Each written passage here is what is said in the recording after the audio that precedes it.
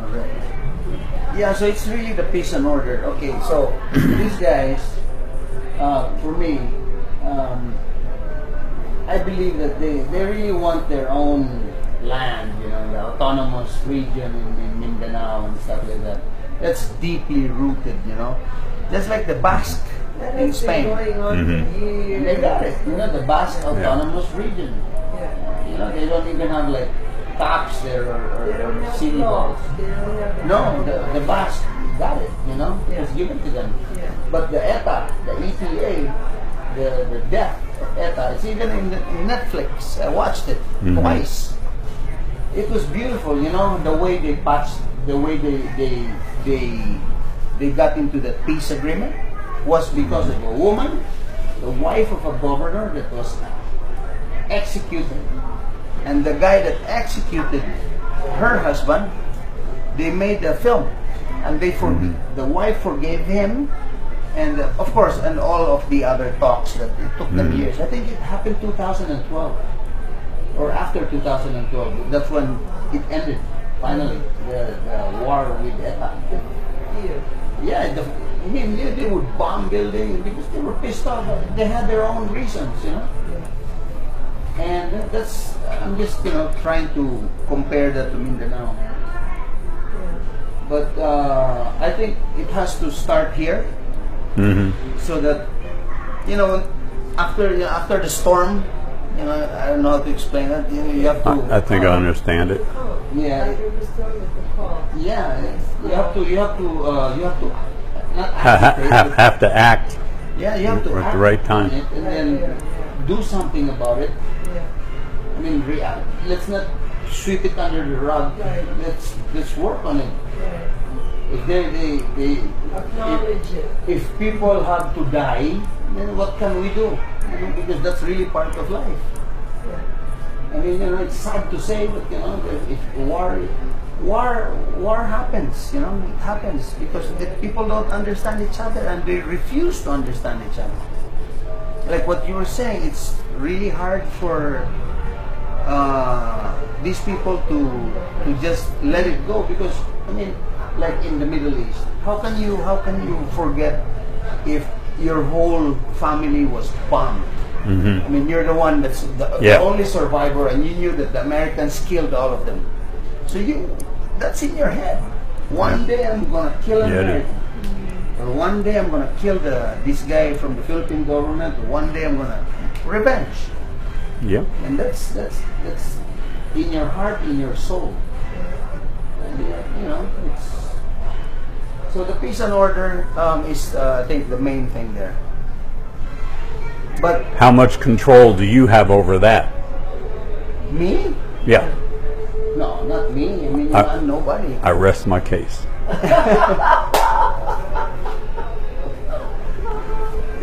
No, but we have. What I'm saying is, if there's development,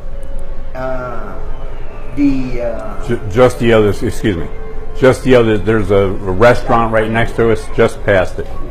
There's like in the 80s, what calmed down what made the insurgency problem, the NPAs, were the roads, because we didn't have good roads back then. Crossing Negro, I'm just talking about Negros. And if you ask me about control, no way, I don't know. But I have an idea on how to make things work, because I've seen it. It was just one road, or a couple of more roads that were built, and of course the farm to market, you know, their products, they could crisscross, and it just they just got tired of fight because they saw that, you know, their lives were getting better just for the road alone. Or sometimes it's just a little thing. Yeah, imagine if you don't have a road, and then you live right in the mountains, and what are you gonna do? And then you see all these politicians is getting rich. You got to do something. I mean, you know, you're getting pissed off. Which hopefully a lot of that'll go away. That's why development uplifting their lives, it's going to change the way they think. They're going to calm down. Well, it has to change the way they think. Yeah. In order for anything to work. Yeah. Let me go back to that road that I was saying. In Negros Island, we only had the coastal roads. And then, of course... How to go around Robin Hood's barn to get anywhere. Yes, and those roads were not like nice roads. I mean, they weren't good. I mean, potholes, all... You can't even drive a car. You got to bring like a truck to go around. Yeah. So, it was like going to another... It's like from here to New York, or from here to San Francisco. It's really far. And it's just so near. So these roads were just, I mean, they were not roads. They were like farm roads. And then people would see they were hungry. They didn't have money, and they would see the people in Manila. Everything was just in Manila. Everything Manila. Provinces no money. Politicians getting rich. Taking advantage of the money. So there was one guy who built the road. He was an old. He pushed for it. He didn't build it. He pushed for it. He's a guy from this place called Mabinay, Muling Pirambulo. He ran for board member, and he really worked so hard so that the road in Negros from Bacolod all the way to the other side, Oriental, would be like 2-3 hours compared to an 8-hour, 9-hour drive. Yeah. So now the other roads are being built. So it lessened. I mean, it not even lessened. The insurgency problem disappeared.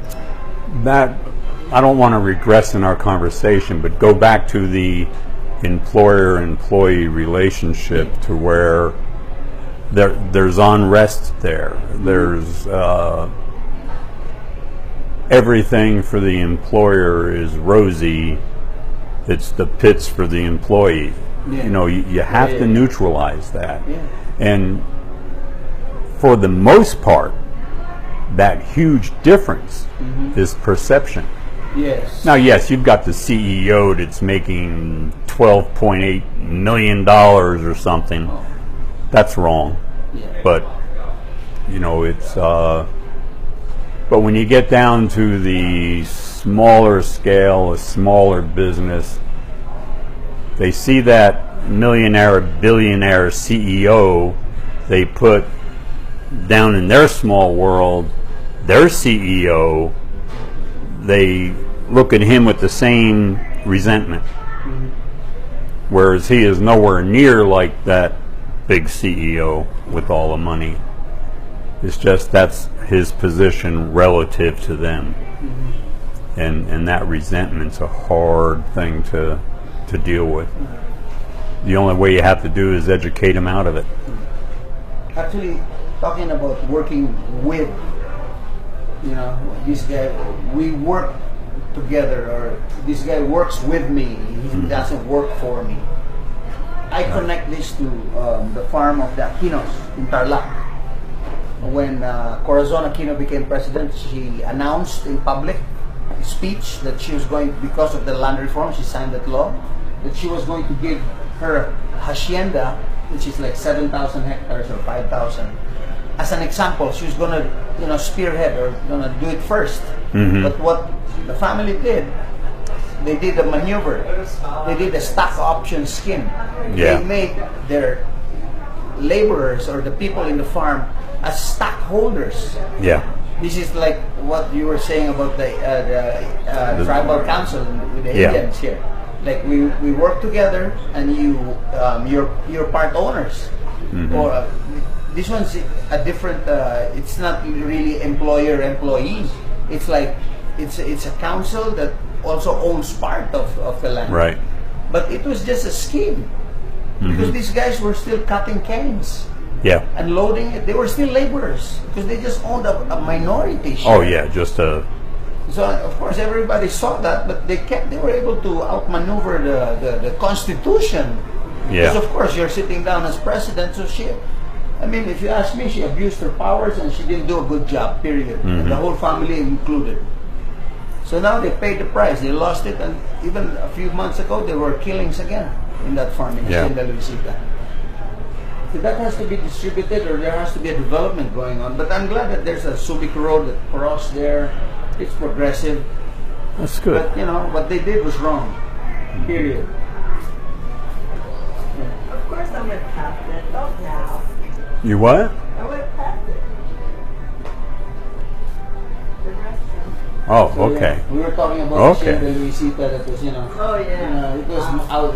They tried to. Well, they really outmaneuvered the Constitution. They did a stock option scheme, Right. giving shares of stocks to the guys that were packing the cane, and then they had a big problem back in 2005, I think. Killed them. The labor leader was shot and killed, and recently there was another killing. Yeah. But finally, they were able to distribute because the people at the land bank before, very strong woman, a good friend of mine, became very close. She said, "No, I have to follow the Constitution." Her name is Attorney Vicky Reyes, the wife of General Reyes. Very principled woman, and she did it. She did it, and when Noynoy Aquino took over, they tried again to do something there. You know, why? Why not just work with your With heart? people, yeah. Work with your heart. Follow what's right. Doesn't pay as much. Yeah. So that's You're asking why not, and the answer is simple: greed. greed. Yeah. Me, I don't know much. You know, I don't have a college degree and everything, but I have the heart. I have the heart and I have the guts to do it, and I have the determination, and I want to learn. See? So for me, I've always told my friends, my newfound friends, PhD and all of these guys, they're very smart people. I said, I think what's important is to have a good heart and at least balls of steel, or maybe not so.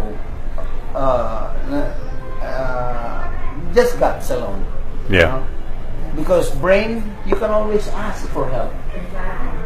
You He just was ask for help. he taught at the University of Riverside for 12 years. University of California in Riverside. California, Riverside. So I was really blown away when you were saying about the Indian reservation, the model, because that is, of course, it has to be fine-tuned, or it's going to be in a different model in the Philippines, because you can't photocopy. Different Yeah, different way of thinking. Yeah, and I'm sure we can work things out, or we can find a way, later on as we move on how to do that. But what you have to do is, there's two things you cannot do and be successful. Okay. You cannot overrate a group of people, be them employees or be an association you're doing business with. You cannot assume a common core of knowledge for openers. You can't assume their values are parallel to yours, because the odds are better that they are not. Conversely, you can't underestimate that either. There's a fine line between alienating people by treating them like they're stupid and educating and answer. Everybody thirsts for knowledge. Everybody likes to know what's going on, know why we're doing it, and if anything, that has probably been, I'm not going to say my downfall, but I have never been comfortable with doing what I'm told without knowing why. And I did 22 years in the military. They don't ever tell you why. But I was able to adapt to that environment, and I just kind of took it on myself, and I tried to figure out as best I could why something's, because I figured there's got to be a reason. These people that are running this show have been running it for over 100 years, and it's still here, so they can't be as stupid as I think they are. They just have more information available to them than is available to me. And it's available to them because they work in it, with it on a daily basis, but it's also available to me because, you know, if I do my homework, I can find out why it's that way. Mm-hmm. And most employees, you know, most people won't do that. Mm-hmm. So I've always had that thirst for why. So, well, like yesterday, we started talking about this doing business with the tribal council because of their sovereign immunity. She'll tell you the first thing I did this morning when I woke up. I researched it, you know, and I find out that, okay, things have changed. You know, it's not, well, number one, white men have gone in and exploited the sovereign immunity of the tribal Indians, so the federal government and state governments got a little more involved, kind of maybe ate into some of that sovereign immunity, but in reality it was probably to protect the Indians from exploitation. Mm-hmm. Because we got a couple con men floating around, you know. They're awful good at what they do. Oh, yeah. And I used to work for one of them. Mm-hmm. And fortunately, one con man too, he destroyed me. Yeah. Emotionally, mentally. But there were a lot of employees that I worked with while I worked for that organization that were presidents of some of these little corporations. Yeah. Okay. And I never bit that, and I have to thank the individual that I worked directly for, Jim Tittle, when I was there. He said, "Don't let them do it to you. Don't do it. You know, don't put your signature on anything but your paycheck when you endorse the back." And I respected him a whole lot and listened to him. But there were so many people that got so caught up in the litigation when that stuff started going. The two major principals for the company that I worked for went to jail in Texas. Wow. Well, didn't he evade taxes? He evaded, no. It was on, and it was basically they couldn't prosecute him for any wrongdoing with what he was doing, so they did indeed fabricate insurance fraud. And one of the major insurance companies claimed what it was he was negotiating with a major insurance company that was, of course, controlled by the state insurance commissioners. And they gave him the price for workers' comp, and he didn't bite. He wasn't going to pay that much. So he went with this other alternative program, you know, through the tribe.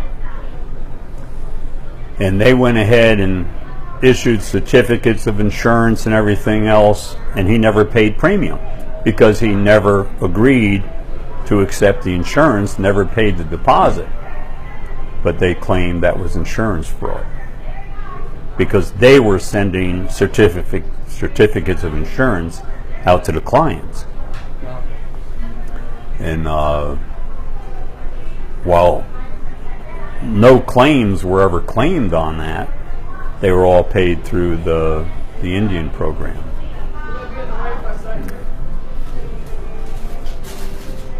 So it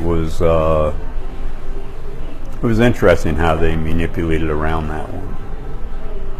And then, of course, all kinds of litigation took place with the whole sovereign immunity. An insurance company, U.S.-based insurance company, doing insurance with the Indian. No. Oh no. Just this is under the auspices of the U.S. government insurance company. Okay. Doing the bidding for the insurance commissioner Okay. and setting up these individuals to take a fall. Okay. So Whereas every day, insurance companies issue bids, and because the deadline for the prior policy comes up, they go ahead and just assume that the people are going to take the exorbitant price they threw at him and pay it. Yeah. And then he didn't. He went to an alternative, and then they filed suit for it. Yeah. Got the regulators. The regulators, of course, were behind the whole thing. It was just one of the many disillusionments I've These are had on our government. in our case. You were saying that the peace and order is what's going to make the investor back out. Here also in the States, a lot of people back out because they're scared of people like they're just going to do a fast one. Yeah, the crooked politicians and the con men, they're very good, like smooth talkers, But I'll give you there's a lot of grifters yeah. that realize that, okay, walking around this casino floor and scamming people is making good money, but the big money's in government, so I'm going to run for political office. Yeah. That's the advancement of the grifter. And we all sit here and put him in office. Yep. I'll give you an example, going back to the peace and order. There is a resort in Davao. It's in Mindanao. It's called Pearl Farm. It's a beautiful place. They tried years ago, the Abu Sayyaf, these bandits. They tried once, and they were all killed because they were all this resort is it's a fortress ready. Yeah. But you don't see them. So when these guys go there, the tourists go there, they don't see the guns or anything. It's kept, Which is good. And of course the tourists, these guys, the Europeans, the Americans that go there, when they go back home, word of mouth, they say, hey, it's a nice place, you're safe. You're even safer than in other places in the Philippines. Because they have really, it is Security system. the security is amazing. It's good. And that, I can tell you, we can do that in our place. Because I know a lot of people in military too. And not only me, but I have a network of friends that and Negros and Cebu is not that vulnerable to these guys. But they say that these people reach Bohol, some in Manila. Sometimes it gets blown out of proportion and it's all classic. But Negros people, Occidental side, Oriental side, they're warriors. They don't get scared with those things. They don't get scared. And of course, one proof, yeah. For me, I'm past that already. You fired a rifle when you were 4 years old. When I was 4, yeah. I stole it from my dad's cabinet. Anyway. Wow. So on that side, that can also be replicated. What they did in Pearl Farm, beautiful place, and it's in Davao. And the whole thing headed up by the toddler warrior here. I've been there 10,000 years ago, but I know what in Davao. And Davao, yeah, President Duterte really did a good job there, and the Florendo family, and So big. yeah, and the Boytises also did a very good job with the power. Davao was one of the places in the Philippines that had 911. I know. They just used those what do you call this, the serial numbers of the posts. I don't know how they did it really, but the serial number of the post was the one registered on the telephone, and then when they called, they knew how to find it. Yeah, they can locate you or something. It's easy, something like that. It's for tourist protection. Yeah. For people that live there. Can imagine you have a resort in the middle of Mindanao, which everybody don't go there. Even if you go to the U.S. embassy or other European embassies, they tell you the places that you shouldn't go. Give you a list, I know. They Yeah, give but you a list a lot of people are still going to the Pearl Farm Yeah. because it's beautiful and they're secure. Because I mean, you can see it. It's painted at the far end. It's like there's like camouflage, and the people are there. Yeah. And at night, the spotlights and everything. So Right. there's no fear of being raided there, abducted or raided by these bandits. These guys are just bandits, and they say ISIS is there. They're blowing it out of proportion. But Bandits. ISIS does have a base there.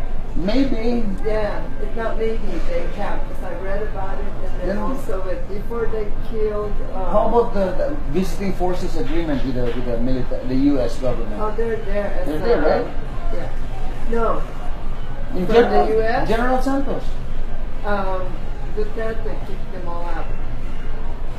They're all kicked out. Yeah. He sent them home. Yeah, he was very public with that He was there statement too. He sent them home. He didn't like them there because, according to him, with these Americans running around there, they're causing havoc to the natives there, especially the women. The Americans running around. The soldiers. The soldiers. Yes. The American soldiers. The American soldiers are causing havoc with the women, or the women are causing havoc with the American soldiers because they want the blue eye baby. Yeah, American. No, according to your president. Yeah. What did our president say?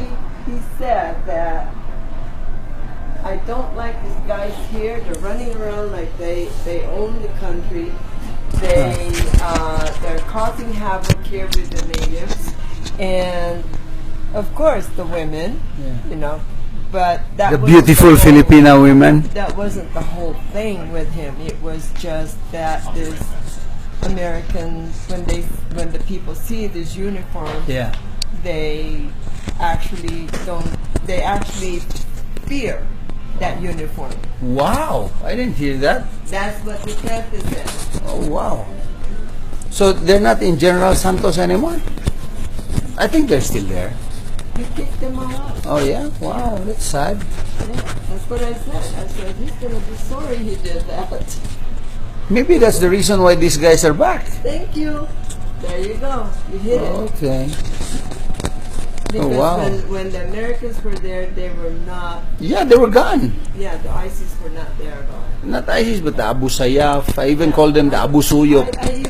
I even said that in the blog. I said, Yeah. President Duterte, I think you're wrong.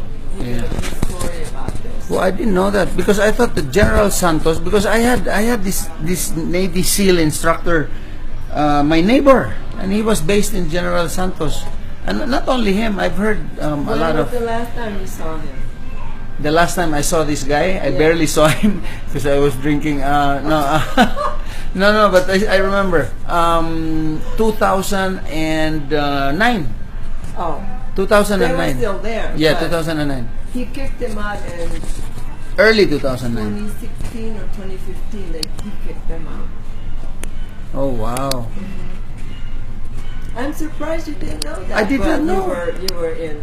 No, I was here. I know, but you were in La La Land. I was here too, but I knew about 2016 was last year. it. Yeah.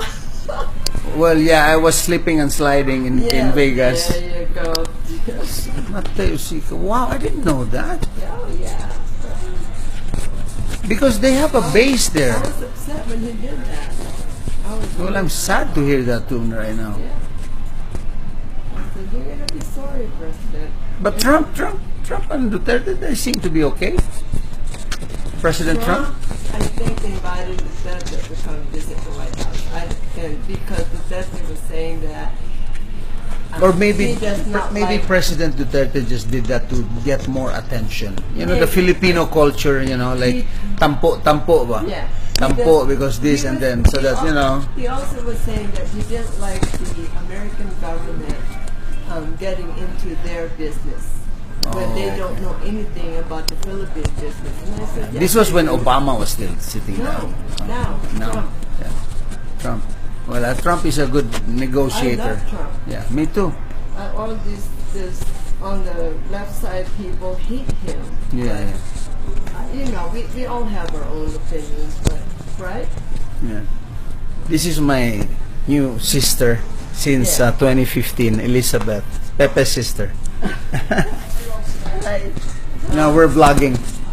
Yeah, for the Philippines. Yeah, he's a businessman in the Philippines. I would like to see the Filipino president come to the United States. Oh yeah. I would love that if he would accept Trump's invitation. What's your name? This is just my own. Okay. I don't want to be on. No, it's not online. It's just I'll post it. Okay. But yeah, You would love to. Okay, you're not. Nobody sees you. yeah, You would love to see the Philippine president to come and visit. Yeah. yeah. I would love that. I think it's important also because there's many Filipino people living here. Yes. I have an opinion. And Yeah. I think their opinion about their president matters. There you go. Exactly. There you go. Thank you. And Thank you. When the Dante was running, I was all for him. I was all over him. Me too. But I couldn't vote. All we hear is bad stuff about him. Killing. Yeah. But most of the Filipino people I talk to are very happy that he seems to be helping with the corruption. Yeah. Yeah. Cleaning up. Yeah. Cleaning up. Well, he ignores political correctness, which unfortunately drives our government. Yeah, Filipino president has no political correctness. No. And when you're dealing with the criminal element, there's no room for it. When you say cussing, cussing. He cusses a lot. Yeah. And I don't like that. I think it's funny. You think Yeah. Yeah, because it's so out of character for politics. You know a lot of Filipinos too. You have good My friends first there. cousin in Tagalog, Gonzalez. So I guess you understand that. But he Well, I've heard of it, yeah. Okay. Forced language. Yeah. Yes. But Okay, we're yeah, gonna take a break. Okay, we're gonna stop this I first. wasn't too happy about it.